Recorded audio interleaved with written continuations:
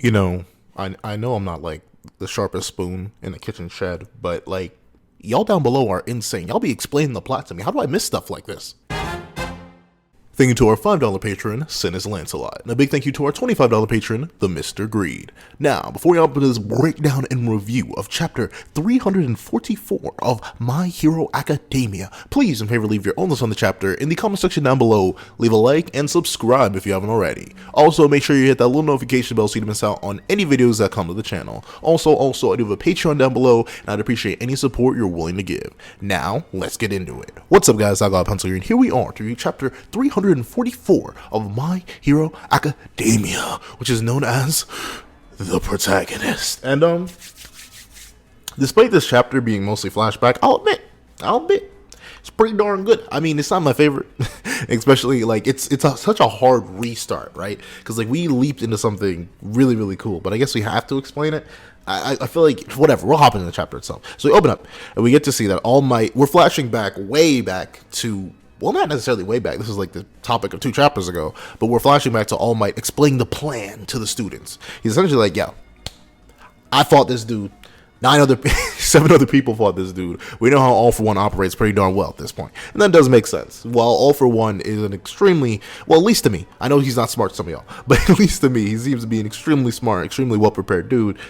When you're over 100 years old and you've been as successful as he is, your plans, they start to get pretty stale and noticeable. Like if you go unchallenged, there's no reason for you to change. So we see that, All For One, the conceit that they make is that there's no way they're going to find All For One if they just keep searching for him. So essentially all this time they spent searching, outside of saving a few civilians, was pretty much a waste of time. They were not going to get him that way. So we see that only kids are kind of discouraged from this, and that makes sense. They've been wasting a whole bunch of time. Like they could have been training or something like that, but I guess moving around is training for them. So they still got something out of it, but admittedly they're kind of annoyed that they waste their time. But we see that to counteract this, now Masa and All Might go on to explain that this useless searching essentially gives All For One like false hope. It gives him false confidence, really, because by thinking that they're going to search for him, it lowers his expectation that they're going to try and bait him out, which is a really cool, literally a cool bait and switch. Like I didn't think of it that way. I figured, oh, you just wasted these kids' time. I guess it'd be like that. It'd be like that sometimes, but no. By doing that, you do set up All For One, who they know has eyes everywhere, to seem like they're not gonna try and bait him out. It seems like any bait and switch wouldn't be likely because of how well they set this up by wasting all their time. And we see that the best thing to do here is that they still need to bait him out, right? Because even they can't keep up this fake searching facade forever. They're going to need to find him eventually. But since they can't find him, he'll find them. And the best way to do that is that by manipulating All For One to get him to believe that Midoriya is impatient and exhausted, and by doing that, they're having Midoriya search around, having all the kids search around and do that, and essentially get Midoriya in a prime position where it appears that, oh, it'll be easy to just pull up, smack him up, grab one for all, keep it pushing. Like, you know how it'd be like that when it'd be like that sometimes. And I think that's actually, this breakdown of what they're doing is really smart. Like, I didn't think it was going to be this way. Like, being completely honest with you, I didn't think that much planning went into this, but it seems like, you know, these people, they knew what they were doing. I take back all the smack I was talking about the planning. They definitely know. And it's cool that the thing that they're going to do now is by proving that each move, like, or at least making it look like each bad move is happening one after the other in sequence, it makes it that All For One is not only more likely to come out, but now they can use Aoyama as the bait to switch it up. And that's pretty cool. Even though, like, I'm not the biggest fan of Aoyama still. Like, the whole trust they still have in that man. I get it. Circumstances. Put myself in Aoyama's shoes. And here's the thing, right? I'll admit, if I was in Aoyama's shoes, man, I betrayed him so quick. Well, that's the sad thing. Yeah, for my parents, yeah, I'm gonna betray this group of strangers so quickly. I've lived for them forever. They've lived with me for like a year at this point. But still, from the perspective of other people, I still couldn't trust Aoyama. But I'm glad they do. You know, whatever. Let them trust him. And of course, we see that Momo brings up the important point that Yo, well, if it was as simple as getting Aoyama's parents to work with us and getting Aoyama to work with us to bait out All For One, we could have done that already. Like, if they lie, as Mr. Aoyama said, they're going to die. Or that sounds bad, but they will literally perish. And in that case, that kind of defeats the purpose, because All For One could likely just send an assassin after them and they'd be dead, and then the only way to bait All For One out would be essentially gone. But apparently, it seems like through their knowledge that they got out of the Aoyamas, the only way that All For One communicates, as we saw last chapter, is via audio, which still, I don't know how I feel about that. Like, it just feels so, like, you don't have one communication quirk, you have, like, you made multiple airwalks, multiple strength enhancers, so many other stuff, but you don't have a single communication quirk. You can't broadcast your thoughts or anything. Like, come on, if you have the ability to walk on air, you should at least be able to, like, send telepathic messages. I feel like that would pop up first, but whatever. But we see that they're confident in the idea that the Aoyamas essentially are running on a lie detector test. Like, All For One has some way to detect lies, and if that happens, he'll kill them. So the best way to do that is to make it so the Aoyamas aren't lying, or at least so they can't lie.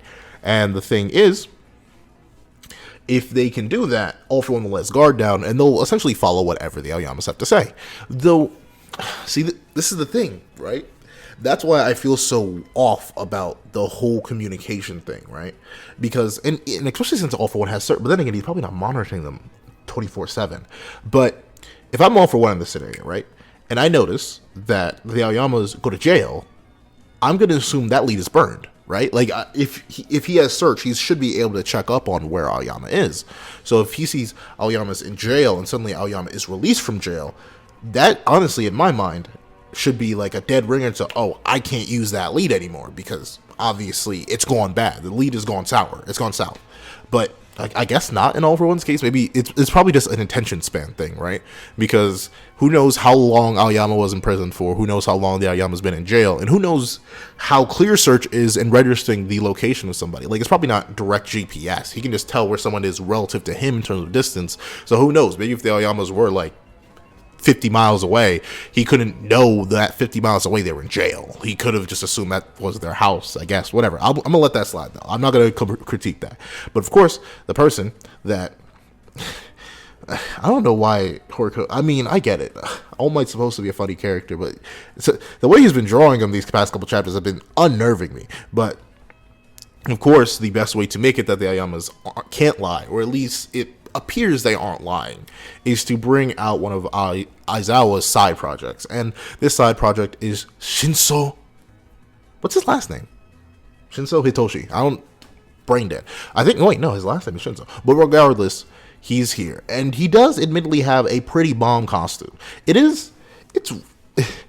It's almost a little over-designed, though, I will admit. A lot of it seems a bit strange, but I think the capturing device brings it all together. And I can ignore, like, the weird reptile scaling and then the solid skin. Like, I'm not exactly sure what all the stuff is on there for, but it's a cool design, admittedly. And, of course, we see that apparently...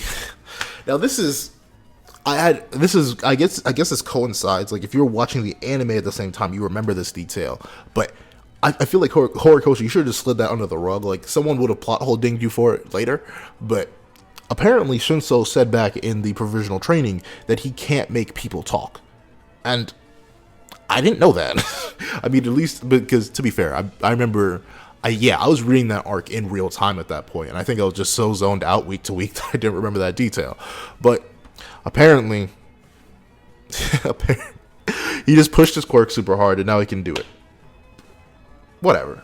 Like, I wish I had any more complaints. Like, I know some of y'all are getting tired about some of the things I complain about. Don't worry, I've run out of juice complaining about quirks.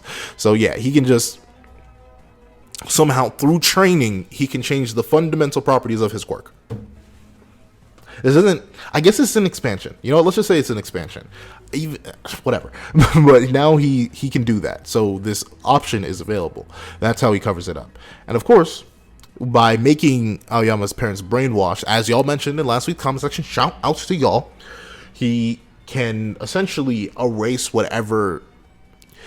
Well, it's weird. I wonder how that works, though. Because, I mean, I guess if you're brainwashed, brain isn't functioning or respecting, like, how would Shinso do that? Like, would his basic command be tell All For One to meet Aoyama in this location, and then their brainwashed brain would have to fill in the gap? Like, I'm assuming maybe the Aoyamas had to explain to Shinso like their communication style with All For One. Like, I'm assuming the 40H barrel, the wine, all that stuff like that. Like, that's very specific lingo. And I don't know. Every previous time Shinso has brainwashed somebody, from what I remember, the depth of command was never that specific. He would just say fight. But then again, I guess he's told people to like carry him, fight, and stuff like that. So I guess maybe the brainwashing is like a surface level, so it can still allow for like cognitive communication on a complex level, because his brainwashing has allowed him to control people and their physical functions on a complex level. Like they'll instinctively fight in an appropriate way, even despite what could be considered complex motions. So yeah, you know what? Never mind. That's fine. That does make sense. I had to rationalize that to myself. However, and see, the thing is, he even notes it'll be tough to meet the conditions required to achieve it in the first place. But of course, everyone's happy that one, Shinso is supposed to transfer over in April after all this is over, and two, that they want him to choose Class A, and that the fact that he's going to help him. That's all really, really cool. And of course, the narrative implies here it's going to be Class A because Nezu comes out the clutch and is like, oh, Aizawa was the one who trained him. And considering, like, I'm kind of shocked. I mean, it makes sense because these guys are law abiders, but I'm shocked the Hero Commission is still a thing. I thought the thing was destroyed by Redestro. Am I tripping? Well, no, I think the chairman was killed. The chairman was killed by Redestro, and then that was it. Then he got arrested. So I guess the Hero Commission is still functioning. But like, you can just slid that under the rug. Let Shinso do some illegal hero work. It's fine. That's fine. No one can question that. What? How? Tokoyami, why are you doing that hand signal? But regardless, we get to see that, well, after we get All For One to come out, how are we going to bring him here? Like, this is essentially just answering all the questions that were raised last chapter. And like I said, it's all right. It's a lot of text, but it's fine. I'm a reader myself, so I don't mind doing this. But Tokoyami asked a very logical question of like, yo, this is great. We can draw him out. How are we going to jump this man, though? Because if we just leave Midoriya there, that man going to die. Simple as that. That man going to die. He going to perish. Because All For One likely ain't going to come alone. He going to come with the whole squad, a whole crew, if you will. So how we going to rationalize this? And of course, we see that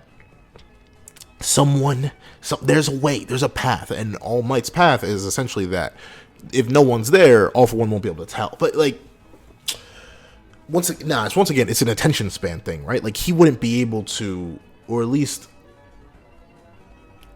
All For One, like I said, he didn't read, because he mentioned that last chapter. Like, he read that a whole bunch of heroes that were in the war were far away. Like, All For One, you didn't find that suspicious. Well, then again, once again, he didn't know about Kurogiri turning sides, or at least them having access to Kurogiri's ability. Considering it's revealed that Monoma is the person who ends up copying Kurogiri's quirk. And honestly, with this being no. Darn, I remember. They deconfirmed that. Can you imagine if Monoma is the one to defeat All For One by copying Rewind? But Rewind is a stockpile quirk. Like, it can't be used properly without, like, build up in time. So it's a blank for Monoma. But of course, we see that Monoma is now here, and he's the one that is going to copy Kurogiri's quirk. Monoma, and was his name always this? Am I tripping? Once again, Provisional License arc is not a favorite of mine. I haven't reread it. I didn't watch the anime. So I'm going to have to go back and read it now, I guess. But reread it. Because his name is the Phantom Thief. And I don't know. Like, it's maybe just because I'm a Persona fan. Not really. I haven't played any Persona game. I just watched a whole bunch of Let's Plays and reviews. But regardless, the Phantom Thief is a bomb name. Like, that is a fire name right there. But I don't get how you're a Phantom Thief. I mean, it's just a cool name. It's a cool name. And he steals quirks. So that is really, really cool. And I don't know, something about the expression Monoma makes as he looks at Kurogiri. It's like disinterest and pity. I don't know. I really like the look he gives. But of course, he asks Aizawa to be like, yo, do you really believe that I can proficiently learn how to use this one dude's quirk in a couple days and teleport that many people? Are you kidding? And of course, Aizawa, leveling with Monoma real quick, is like, yo, not gonna lie, I couldn't power our friendship this, my dog. Like, if I could, I'd be using the man himself, but my words couldn't reach him. And honestly, considering what happened last time, I'm not sure if he's that weird Nomu personality in Kurogiri or if he's the guy I knew Shirakumo. Once again, I will critique this because I don't critique it that often, because this is one of the rare occasions that Horikoshi did this. You don't leave valuable information inside material. If you want to have an emotional connection or have any understanding of who Shirakumo is, put that in the main narrative somewhere. Like, I know it's in Vigilantes. And I remember I talked with someone about this, and they said, just go read Vigilantes. And I'm like, I will, eventually. And I kind of do on the side, but still, I don't know. I'm not a fan of Horikoshi locking important narrative context behind other things. But of course, we see that Aizawa apparently can't use erasure anymore. I'm not sure how I feel about that, because Aizawa essentially says, I'm not going to be in the next war, and that's fine. It's okay, right? I get it. You can't, because essentially just be a repeat of the last war, right? Just with larger scale, I suppose.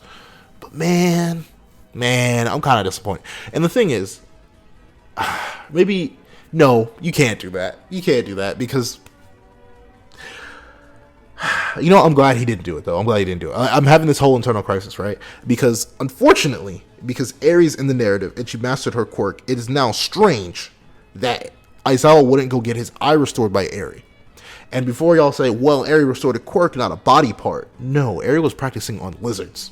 She regrew lizards' tails.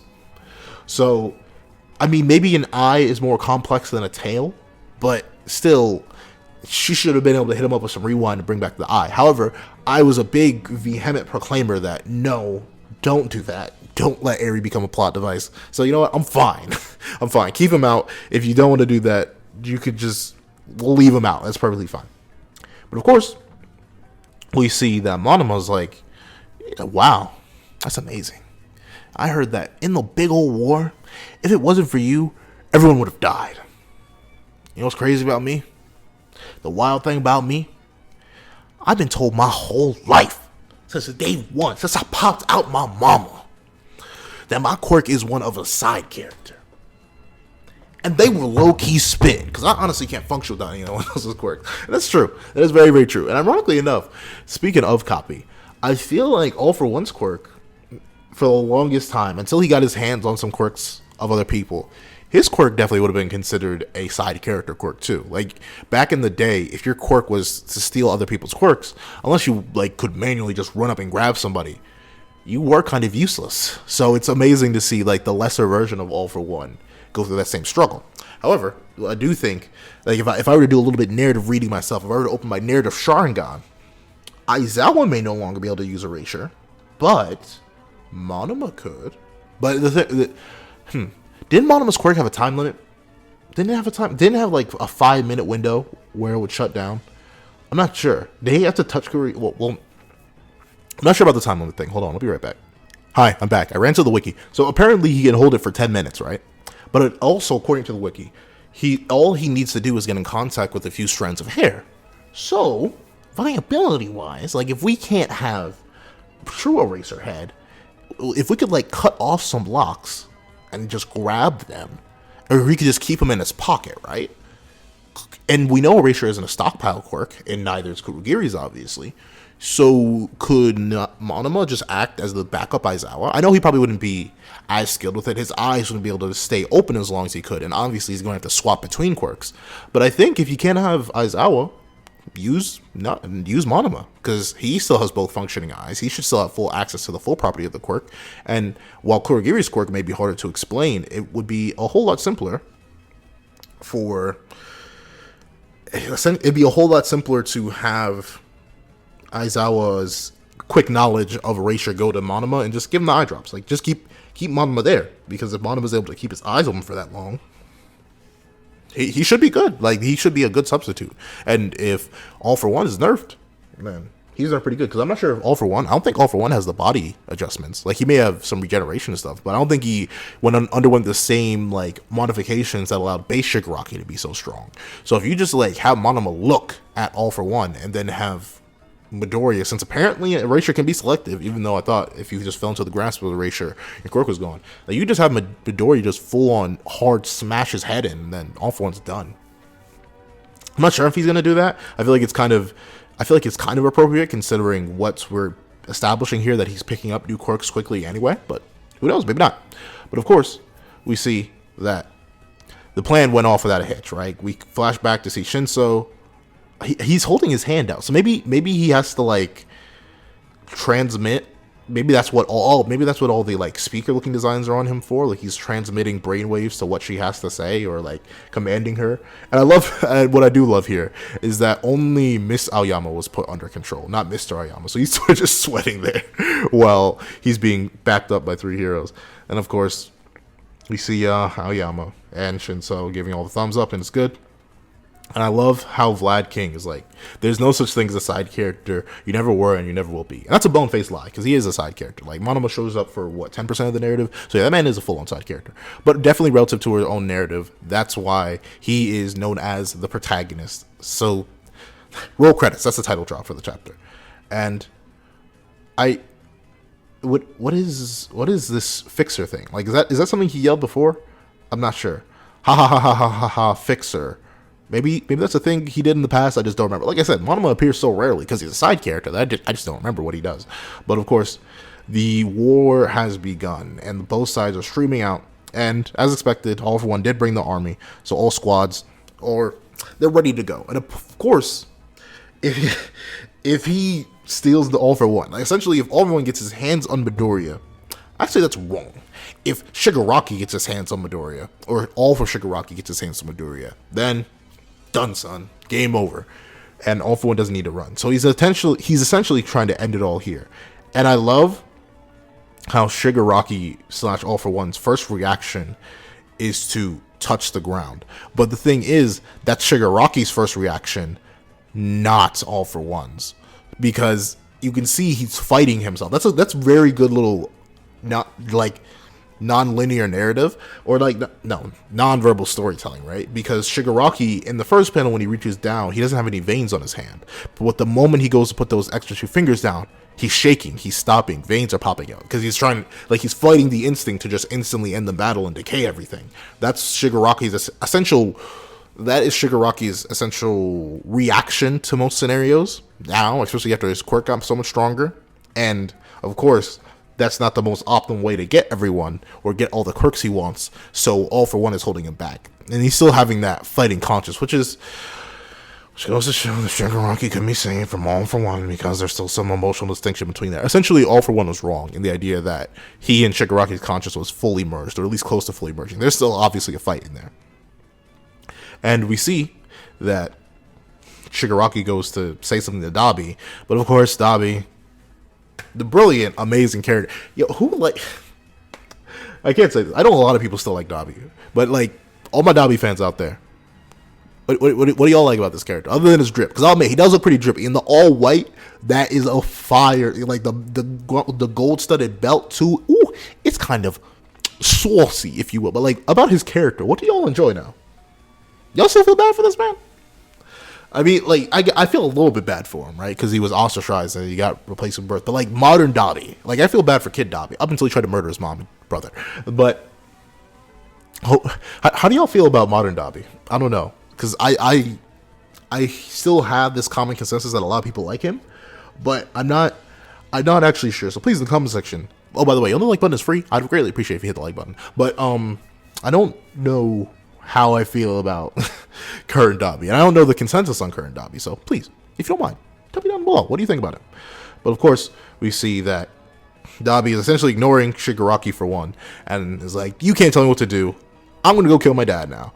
And apparently, Dabi's first goal is once again to make All for One suffer. He's going to light everyone on fire.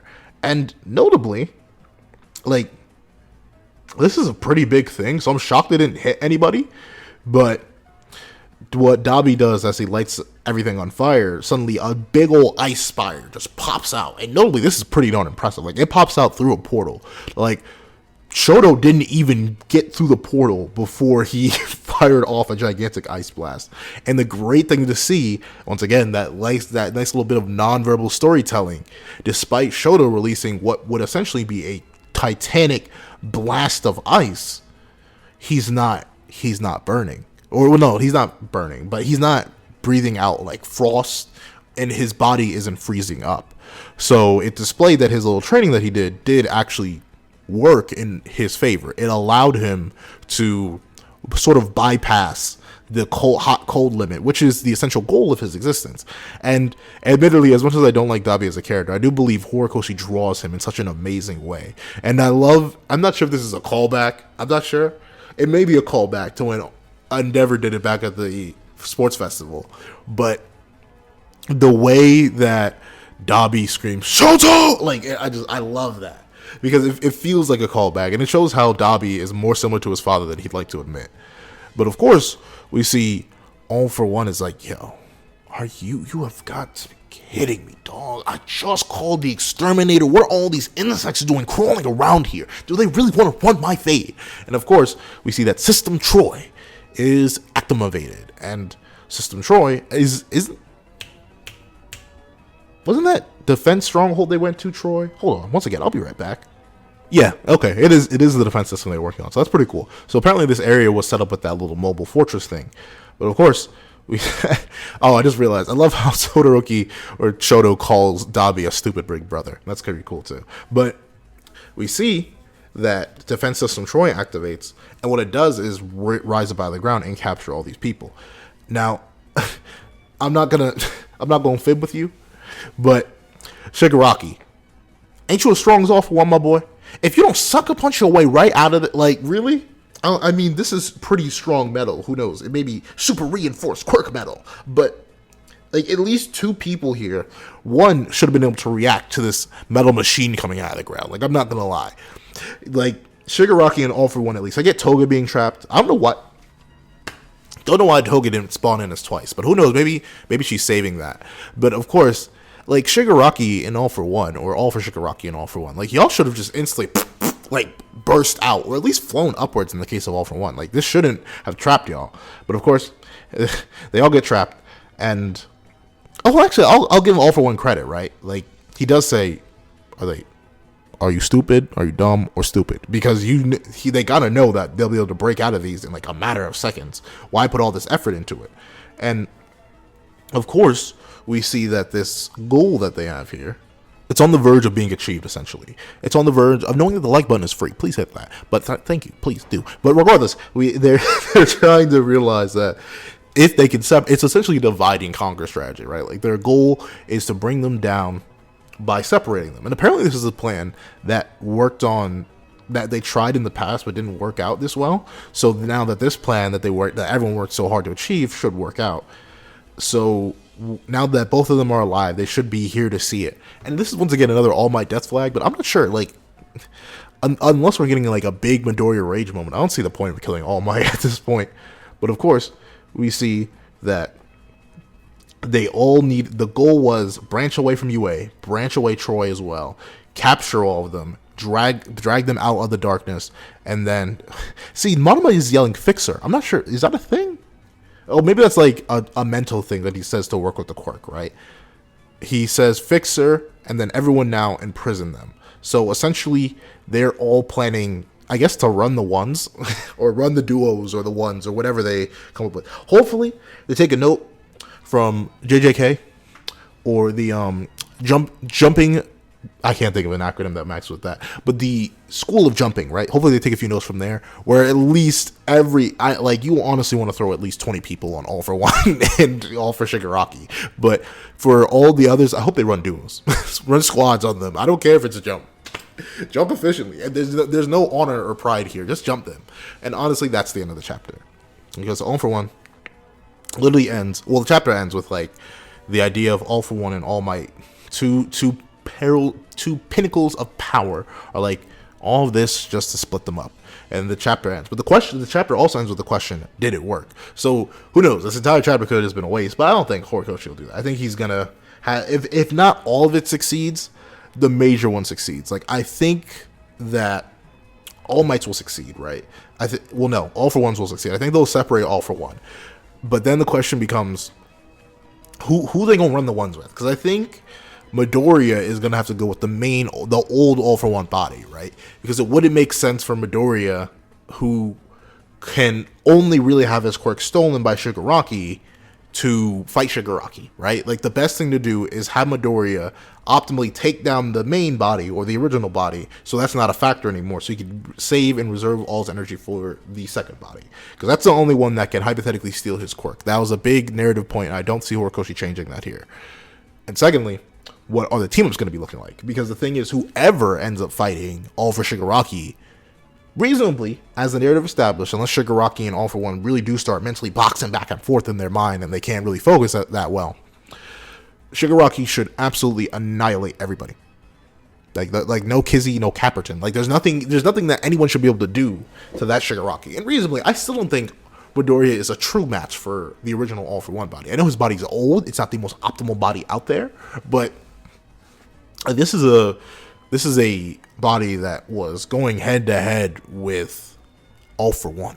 Well, no, not All for One. All Might. Even though All Might was rusty, All Might had access to a consistent 100%, even if it was running on fumes. Meanwhile, Midoriya is still supposedly around like 45 to 50, and he can amp it with Fajin. But I don't think, like I said, unless he stored up a whole ton of Fajin, I don't really see him having full access to the full Fajin gains yet. Like, I don't see him being able to consistently use that fake 100% that he can use. So, who knows about that front?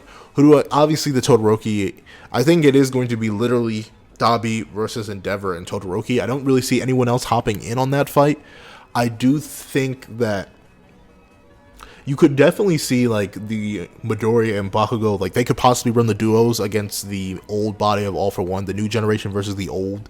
And then, just to stall All for One Shigaraki, you probably would send up, like, your only other heavy hitter, now I think about it, like, which would be Tokoyami, but you need to teleport him to a dark place in order for him to use, like, Ragnarok most efficiently, and just to hold off All for One Shigaraki. Because I'm not sure if Decay would work on Dark Shadow, but you just gotta hope it wouldn't, and like they'd be able to hold him off. Because that's the thing, no one is comparable, and unless I could see Bakugo and Midoriya running the duo with the original All for One body, and Monoma being there using, well, actually no, you probably want to say, if Monoma does, like, say the idea came up with Monoma taking Erasure and using that in order to compensate for the lack of Aizawa, what you could do is you could have Monoma go with Midoriya and Bakugo to face off against the old All for One body, have Monoma get in an optimal position, shut down All for One's quirks, and then